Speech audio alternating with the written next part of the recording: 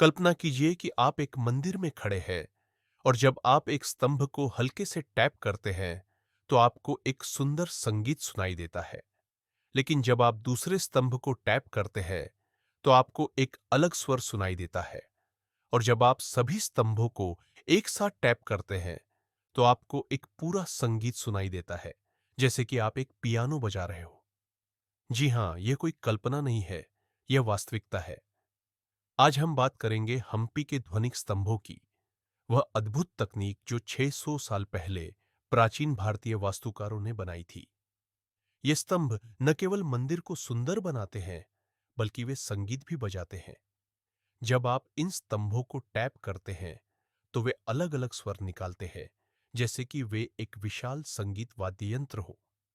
यह एक इंजीनियरिंग चमत्कार है, एक वैज्ञानिक रहस्य है और भारत की प्राचीन तकनीकी महानता का प्रमाण है।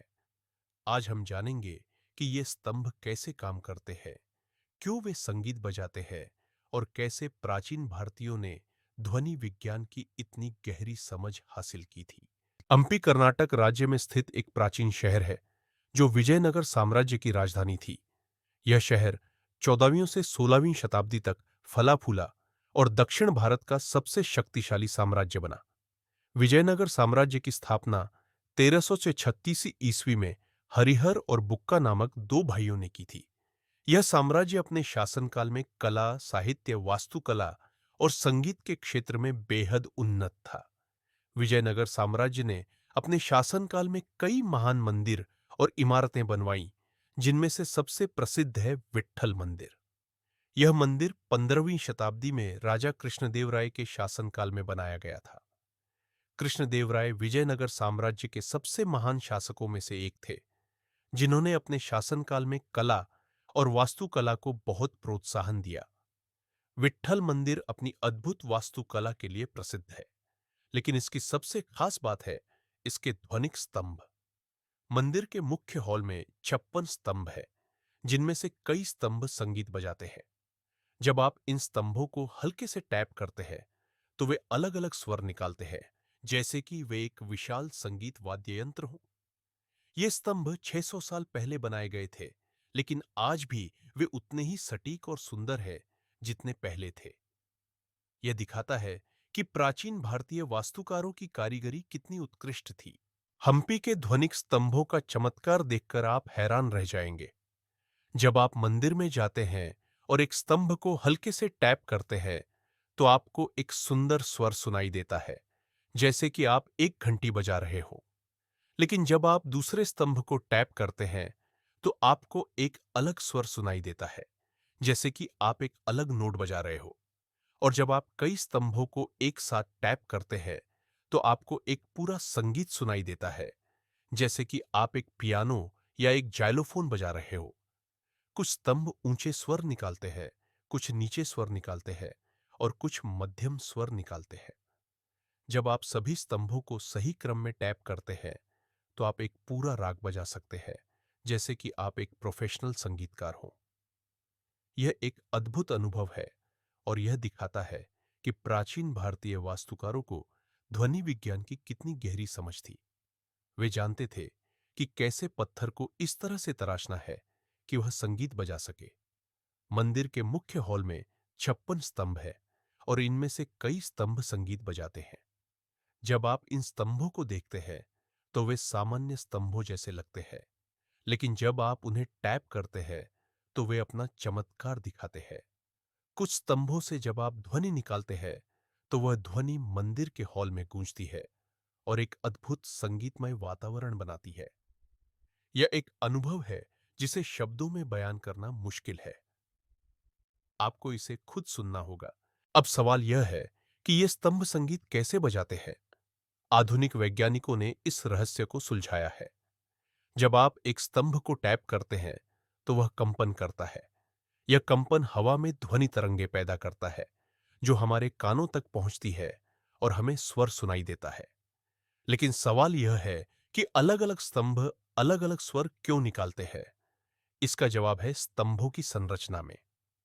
प्रत्येक स्तंभ की लंबाई, मोटाई और आकार अलग है। जब कोई वस्तु कंपन करती है, तो उसकी आवृत्ति उसकी लंबाई और मोटाई पर निर्भर करती है। यह भौतिकी का एक मौलिक सिद्धांत है जिसे हार्मोनिक्स कहते हैं। लंबे और पतले स्तंभ ऊंचे स्वर निकालते हैं, जबकि छोटे और मोटे स्तंभ नीचे स्वर निकालते हैं। यह वही सिद्धांत है जो संगीत वाद्य यंत्रों में काम करता है। जब आप एक गिटार की तार को छोटा करते हैं, तो वह ऊंचा स्वर निकालती है, और जब आप उसे लंबा करते हैं, तो वह नीचा स्वर निकालती है। प्राचीन भारतीय वास्तुकारों ने इसी सिद्धांत का उपयोग करके स्तंभों को इस तरह से बनाया कि वे अलग-अलग स्वर निकालें। वैज्ञानिकों ने पाया है कि स्तंभों की आवृत्ति उनकी लंबाई के वर्ग के व्युत्क्रमानुपाती होती है। यानी अगर एक स्तंभ दूसरे स्तंभ से दोगुना लंबा है, तो वह आधी आवृत्ति पर कंपन करेगा, जिससे वह नीचा स्वर निकालेगा। यह एक जटिल गणितीय गणना है, जिसे प्राचीन भारतीय वास्तुकारों ने बिना किसी आधुनिक उपकरण के सटीक रूप से किया था। हम्पी के ध्वनिक स्तंभों की तकनीकी बारीकियां देखकर आप हैरान रह जाएंगे।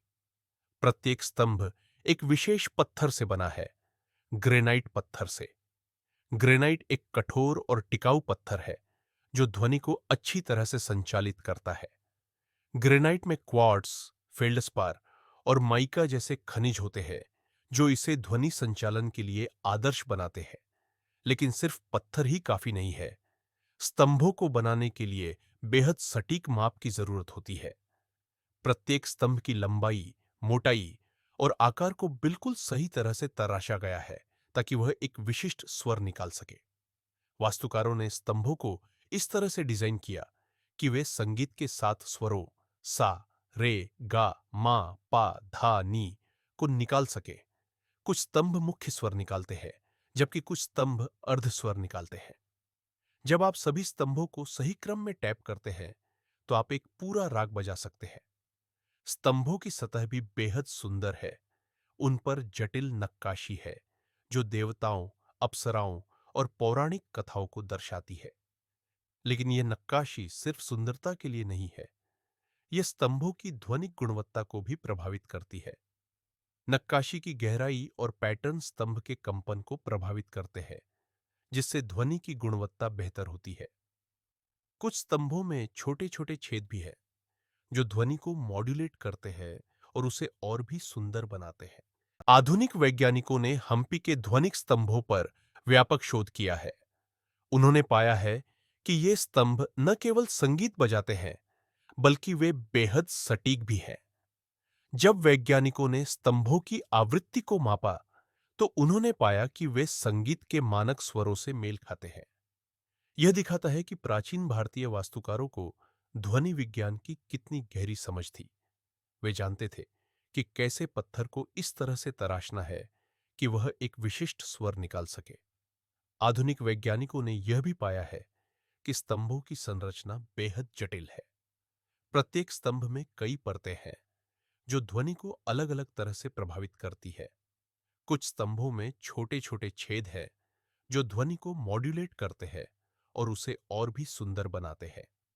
वैज्ञानिकों ने सोनोग्राफी और स्पेक्ट्रल विश्लेषण जैसी आधुनिक तकनीकों का उपयोग करके स्तंभों की ध्वनिक गुणवत्ता का अध्ययन किया है। उन्होंने पाया है कि प्रत्येक स्तंभ एक विशिष्ट आवृत्ति पर कंपन करता है, जो संगीत के एक विशिष्ट स्वर से मेल खाता है। यह दिखाता है कि प्राचीन भारतीय वास्तुकारों ने न केवल ध्वनि विज्ञान को समझा था, बल्कि उन्होंने इसे एक कला के रूप में भी विकसित किया था। आज भी आधुनिक वैज्ञानिक इन स्तंभों से प्रेरणा लेकर नई ध्वनिक तकनीकें विकसित कर रहे हैं। हम्पी के ध्वनिक स्तंभ भारत की प्राचीन तकनीकी महानता का प्रतीक है। ये स्तंभ न केवल एक इंजीनियरिंग चमत्कार है, बल्कि वे भारत की संगीत और वास्तुकला की समृद्ध परंपरा का भी प्रमाण है। ये स्तंभ दिखाते हैं कि प्राचीन भारत में विज्ञान, तकनीक और कला का अद्भुत मेल था। वास्तुकारों ने न केवल सुंदर मंदिर बनाए, बल्कि उन्होंने उन्हें संगीतमय भी बनाया। यह एक ऐसी तकनीक है जो आज भी आधुनिक वैज्ञानिकों को हैरान करती है। हम्पी के ध्वनिक स्तंभ दुनिया भर के पर्यटकों और वैज्ञानिकों को आकर्षित करते हैं, जो इस अद्भुत तकनीक को समझना चाहते हैं। हर साल हजारों लोग इन स्तंभों को देखने और सुनने आते हैं, और हर कोई इस चमत्कार से हैरान रह जाता है। ये स्तंभ हमें याद दिलाते हैं कि भारत कभी दुनिया का सबसे उन्नत सभ्यता था, जहां विज्ञान, तकनीक और कला का अद्भुत मेल था। ये स्तंभ सिर्फ पत्थर नहीं है, वे एक विरासत है, एक संदेश है और भारत के गौरवशाली अतीत की याद है। हम्पी के ध्वनिक स्तंभ एक अद्भुत चमत्कार है, जो हमें दिखाते हैं कि प्राचीन भारत में विज्ञान और तकनीक कितनी उन्नत थी। ये स्तंभ न केवल संगीत बजाते हैं, बल्कि वे भारत की प्राचीन तकनीकी महानता का भी प्रमाण है। जब आप इन स्तंभों को देखते और सुनते हैं, तो आपको लगता है कि आप एक अलग दुनिया में हैं। एक ऐसी दुनिया जहां पत्थर संगीत बजाते हैं, जहां वास्तुकला और संगीत का अद्भुत मेल है और जहां विज्ञान और कला एक दूसरे के पूरक है।